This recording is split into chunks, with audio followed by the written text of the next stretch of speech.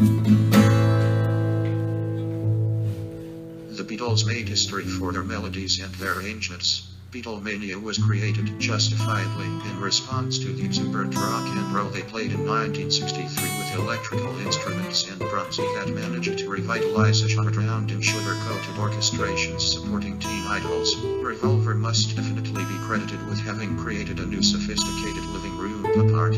However, Sgt. Pepper, their most famous album, is nothing more than a hypocritically commercial album, a collection of traditional pop songs masked as psychedelic avant-garde music. It nevertheless served as a prelude to the Baroque Suite Abbey Road, the apex of their formality. Similar parallels can be found in almost every band of those times, but few listeners know the records of those bands. If at their best the Beatles did not represent the spirit of their generation.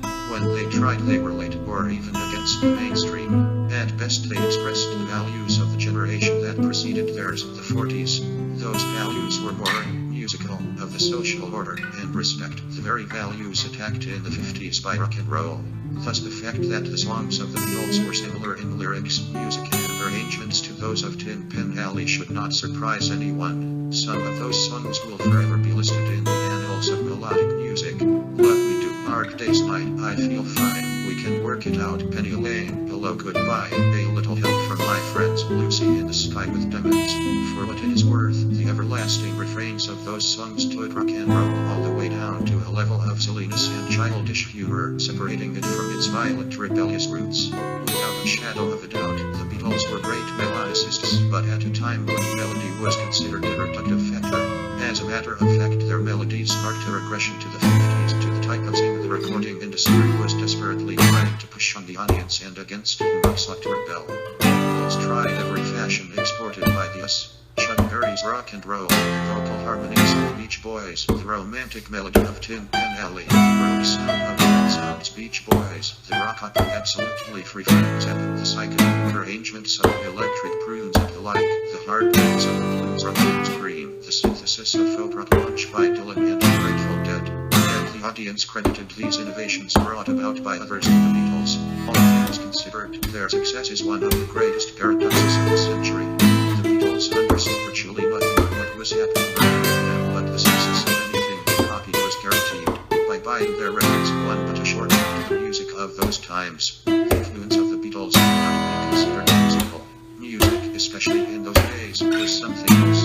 Experimental, instrumental, improvised, political. The Beatles played pop ditties and folk. Rock musicians of the time played everything but ditties, because rock was conceived as an alternative to ditties. FM radio was created to play rock music, not pop ditties. Music magazines were born to review rock music, not pop songs. Evidently, to the kids who listened to the Beatles, mostly girls attracted by their looks, rock music had nothing to say that they were willing to listen to.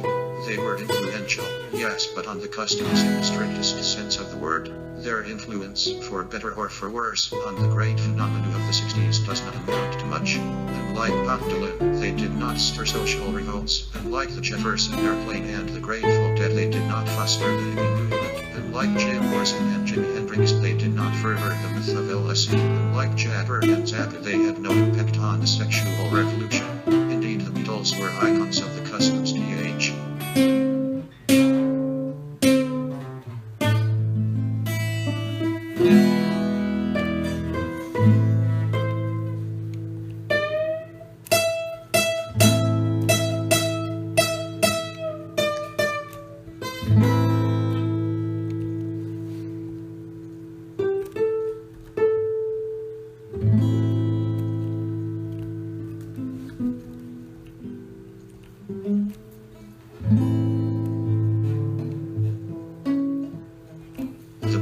Had the historical function to serve as champions of the reaction.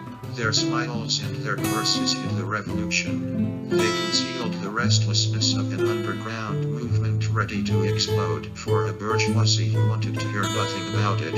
They had nothing to say, and that is why they did not say it.